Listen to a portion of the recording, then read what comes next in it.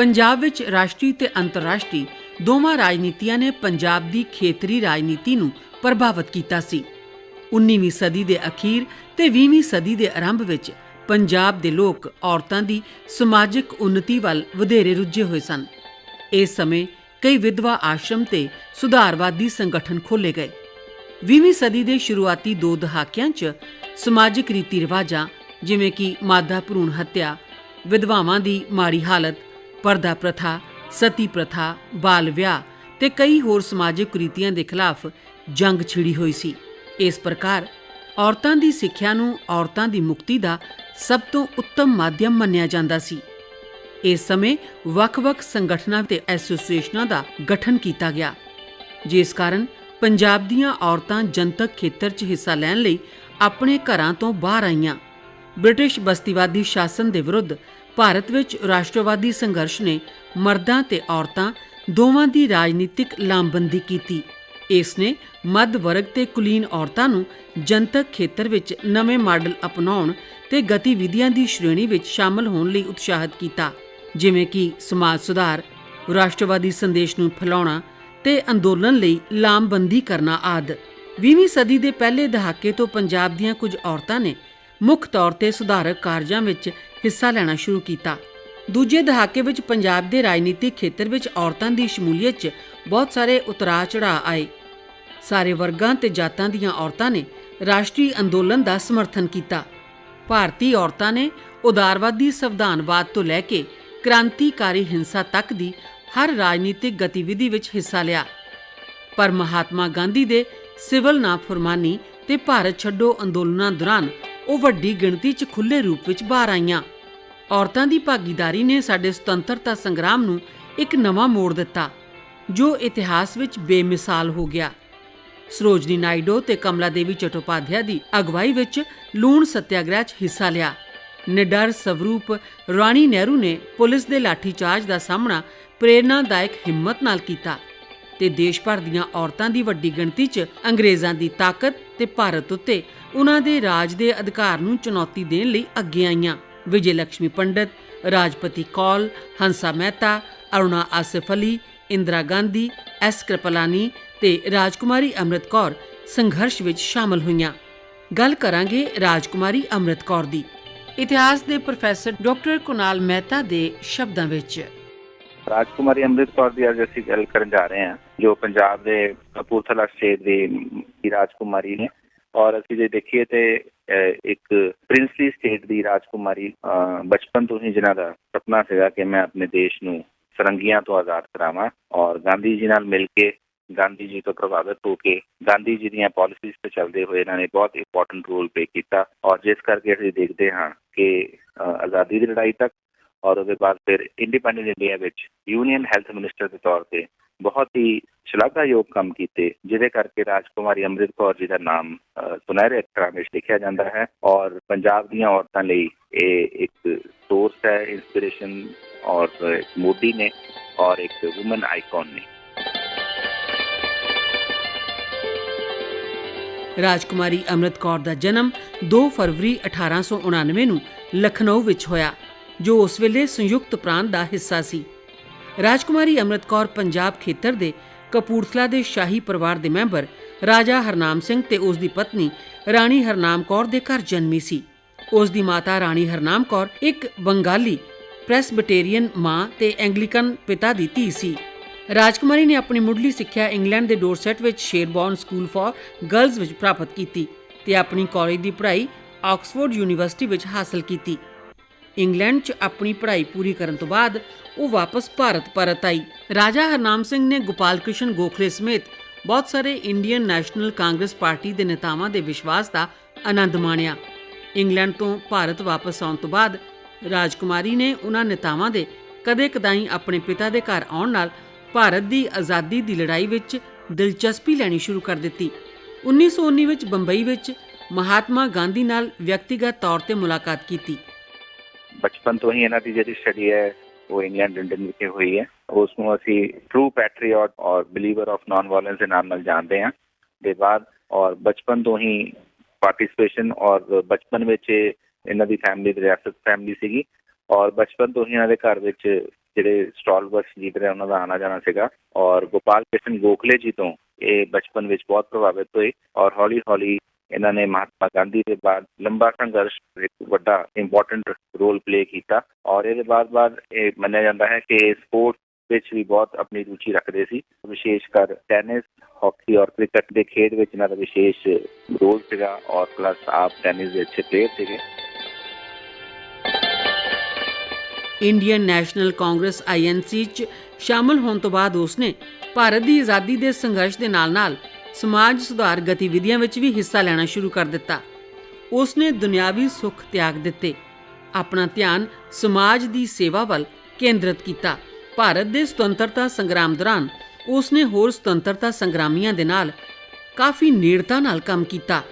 ਉਸਨੇ ਆਪਣਾ ਬਹੁਤਾ ਸਮਾਂ ਔਰਤਾਂ ਨੂੰ ਉਤਸ਼ਾਹਿਤ ਕਰਨ ਤੇ ਸਮਾਜਿਕ ਬੁਰਾਈਆਂ ਦੇ ਖਾਤਮੇ ਲਈ ਬਿਤਾਇਆ। ਇਤਿਹਾਸ ਦੇ ਪ੍ਰੋਫੈਸਰ ਡਾਕਟਰ ਕੁਨਾਲ ਮਹਿਤਾ ਇਸ ਬਾਰੇ ਦੱਸਦੇ ਨੇ। ਜੇ ਅਸੀਂ ਝਾਤੀ ਮਾਰੀਏ ਤਾਂ ਸੋਸ਼ਲ ਵਰਕਰ ਦੇ ਤੌਰ ਤੇ ਵੀ ਇਹਨਾਂ ਨੇ ਬਹੁਤ ਇੰਪੋਰਟੈਂਟ ਕੰਮ ਕੀਤੇ। ਬੱਚਿਆਂ ਦੇ ਲਈ ਸਕੂਲਸ ਔਰ ਵਿਸ਼ੇਸ਼ ਕਰ ਵੂਮਨ ਐਜੂਕੇਸ਼ਨ ਵੱਲ ਵਿਸ਼ੇਸ਼ ਧਿਆਨ ਦਿੱਤਾ। ਸਕੂਲਸ ਫॉर ਗਰਲਸ ਔਰ ਚਾਈਲਡ ਮੈਰਿਜ ਔਰ ਪੋਲੀਗੈਮੀ ਬਹੁ ਵਿਵਾਹ ਦੀ ਪ੍ਰਥਾ ਦਾ ਵਿਰੋਧ ਕੀਤਾ। ਔਰ ਜੇ ਆਜ਼ਾਦੀ ਦੀ ਲੜਾਈ ਵਿੱਚ ਨਾ ਇੰਪੋਰਟੈਂਟ ਰੋਲ ਪਲੇ ਕੀਤਾ। ਔਰ ਉਹਦੇ ਬਾਅਦ ਜਦੋਂ ਪਹਿਲੀ ਸਰਕਾਰ ਬਣੀ ਭਾਰਤ ਆਜ਼ਾਦ ਤੋਂ ਬਾਅਦ ਤਾਂ ਇਹਨਾਂ ਨੇ ਪਹਿਲੇ ਯੂਨੀਅਨ ਹੈਲਥ ਮਿਨਿਸਟਰ ਦੇ ਤੌਰ ਤੇ ਕਾਰਜ ਕੀਤਾ। ਸ਼ਿਮਲਾ ਵਿੱਚ ਮੀਟਿੰਗਾਂ, ਜਲੂਸਾਂ ਤੇ ਕਾਂਗਰਸੀ ਸਾਹਿਤ ਵੰਡਣ 'ਚ ਮੋਹਰੀ ਹੋ ਕੇ ਹਿੱਸਾ ਲਿਆ। ਉਸਨੇ ਵੱਖ-ਵੱਖ ਥਾਵਾਂ ਤੇ ਹਰੀਜਨ ਬੁਲੇਟਿਨ ਦੇ ਵੱਖ-ਵੱਖ ਅੰਕ ਵੰਡੇ। ਉਸ ਦੁਆਰਾ ਛਾਪੇ ਗਏ ਇੱਕ ਹਰੀਜਨ ਬੁਲੇਟਿਨ ਵਿੱਚ ਉਸਨੇ ਲਿਖਿਆ, ਹਰੀਜਨ ਨੂੰ ਦਬਾਇਆ ਗਿਆ ਸੀ, ਨਵਜੀਵਨ ਪ੍ਰੈਸ ਨੂੰ ਬੰਦ ਕਰ ਦਿੱਤਾ ਗਿਆ ਸੀ, ਪਰ ਹਰੀਜਨ ਦਾ ਸੰਦੇਸ਼ ਕਦੇ ਨਹੀਂ ਮਰ ਸਕਦਾ। ਗਾਂਧੀ ਜੀ ਜੇਲ੍ਹ ਦੀਆਂ ਸਲਾਖਾਂ ਦੇ ਪਿੱਛੇ ਨੇ, ਪਰ ਉਹਨਾਂ ਨੂੰ ਦਬਾਇਆ ਨਹੀਂ ਜਾ ਸਕਦਾ। ਇੱਕ ਹੋਰ ਹਰੀਜਨ ਬੁਲੇਟਿਨ ਵਿੱਚ ਉਸਨੇ ਆਖਿਆ ਕਿ ਹਾਲਾਂਕਿ ਰਾਸ਼ਟਰੀ ਝੰਡਾ ਉਤਾਰਿਆ ਗਿਆ ਸੀ, ਫਿਰ ਵੀ ਲੋਕਾਂ ਦੀ ਨੈਤਿਕ ਤਾਕਤ ਨੇ ਇਸ ਦੇ ਸਨਮਾਨ ਨੂੰ ਬਰਕਰਾਰ ਰੱਖਿਆ। ਉਸਨੇ ਉਮੀਦ ਕੀਤੀ ਕਿ ਇਹ ਸਿਰਫ ਤਾਂ ਹੀ ਹੋ ਸਕਦਾ ਹੈ ਜੇ ਹਰ ਕੋਈ ਆਪਣਾ ਹਿੱਸਾ ਪਾਵੇ। ਅਜਿਹੇ ਪਰਚੇ ਵੰਡ ਕੇ ਉਹ ਲੋਕਾਂ ਵਿੱਚ ਸਰਕਾਰ ਵਿਰੋਧੀ ਭਾਵਨਾਵਾਂ ਪੈਦਾ ਕਰਨਾ ਚਾਹੁੰਦੀ ਸੀ। ਉਹ ਇੰਡੀਅਨ ਨੈਸ਼ਨਲ ਕਾਂਗਰਸ ਦੀ ਸਰਗਰਮ ਮੈਂਬਰ ਸੀ। ਗਾਂਧੀ ਜੀ ਦੁਆਰਾ ਲੋਕਾਂ ਦੀ ਭਲਾਈ ਲਈ ਚਲਾਈਆਂ ਗਈਆਂ ਲਗਭਗ ਸਾਰੀਆਂ ਗਤੀਵਿਧੀਆਂ ਤੇ ਅੰਦੋਲਨਾਂ ਵਿੱਚ ਉਹ ਸ਼ਾਮਲ ਰਹੀ। ਉਸਨੇ 1930 ਦੇ ਸੱਤਿਆਗ੍ਰਹਿ ਵਿੱਚ ਵੀ ਹਿੱਸਾ ਲਿਆ। ਰਾਜਕੁਮਾਰੀ ਨੇ 1927 ਵਿੱਚ ਆਲ ਇੰਡੀਆ ਮਹਿਲਾ ਸੰਮੇਲਨ ਦੀ ਸਹਿ ਸਥਾਪਨਾ ਕੀਤੀ ਤੇ 1930 ਵਿੱਚ ਉਹ ਇਸ ਦੀ ਸਕੱਤਰ ਤੇ 1933 ਵਿੱਚ ਪ੍ਰਧਾਨ ਥਾਪੀ ਗਈ। 1934 ਵਿੱਚ ਉਸਨੇ ਗਾਂਧੀ ਜੀ ਦੇ ਆਸ਼ਰਮ ਵਿੱਚ ਤਪੱਸਵੀ ਵਾਲਾ ਜੀਵਨ ਬਤੀਤ ਕੀਤਾ। ਉਸਨੇ 16 ਸਾਲਾਂ ਤੱਕ ਗਾਂਧੀ ਜੀ ਦੇ ਸਕੱਤਰ ਵਜੋਂ ਸੇਵਾ ਨਿਭਾਈ। ਇਹਨਾਂ ਦੀ ਜਿਹੜੀ ਪਹਿਲੀ ਮੁਲਾਕਾਤ ਹੈ ਮਹਾਤਮਾ ਗਾਂਧੀ ਜੀ ਦੇ ਨਾਲ, ਉਹ 1915 ਵਿੱਚ ਜਿਹੜਾ ਕਾਂਗਰਸ ਦਾ ਸੈਸ਼ਨ ਹੈ ਬੰਬੇ ਵਿਖੇ, ਉਹਦੇ ਵਿੱਚ ਮੁਲਾਕਾਤ ਹੋਈ। ਔਰ ਉਹਦੇ ਬਾਅਦ ਲਗਾਤਾਰ ਇਹ ਮਹਾਤਮਾ ਗਾਂਧੀ ਜੀ ਦੇ ਨਾਲ ਸੰਪਰਕ ਵਿੱਚ ਰਹੇ। ਮਹਾਤਮਾ ਗਾਂਧੀ ਜੀ ਦੀ ਪਰਸਨੈਲਿਟੀ ਤੋਂ ਬਹੁਤ ਪ੍ਰਭਾਵਿਤ ਹੋਏ। ਦੋ ਮੌਕੇ ਇੱਦਾਂ ਦੇ ਆਏ 1919 ਜਲਿਆਂਵਾਲਾ ਬਾਗ ਦੇ ਬਾਅਦ, ਜਦੋਂ ਮਹਾਤਮਾ ਗਾਂਧੀ ਜਲੰਧਰ ਆਏ ਤਾਂ ਇਹਨਾਂ ਨੇ ਬਹੁਤ ਹੀ ਵਿਸਤਾਰਪੂਰਵਕ ਤਰੀਕੇ ਨਾਲ ਲੋਕਾਂ ਦਾ ਜਿਹੜਾ ਦੁੱਖ ਦਰਦ ਸੀਗਾ ਉਹ ਮਹਾਤਮਾ ਗਾਂਧੀ ਜੀ ਨਾਲ ਸਾਂਝਾ ਕੀਤਾ। ਉਹਦੇ ਬਾਅਦ ਇਹਨਾਂ ਨੇ ਮਹਾਤਮਾ ਗਾਂਧੀ ਜੀ ਦਾ ਬਾਪੂ ਆਸ਼ਰਮ ਜੁਆਇਨ ਕੀਤਾ।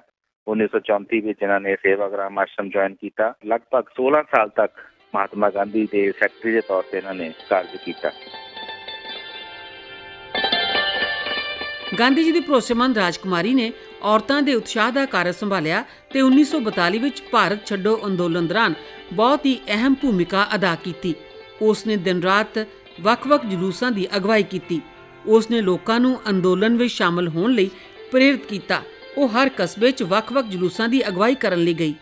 9 ਅਗਸਤ ਤੋਂ 16 ਅਗਸਤ 1942 ਤੱਕ ਉਸ ਦੀ ਅਗਵਾਈ ਵਿੱਚ 15 ਵਾਰ ਜਲੂਸ ਨਿਕਲਿਆ।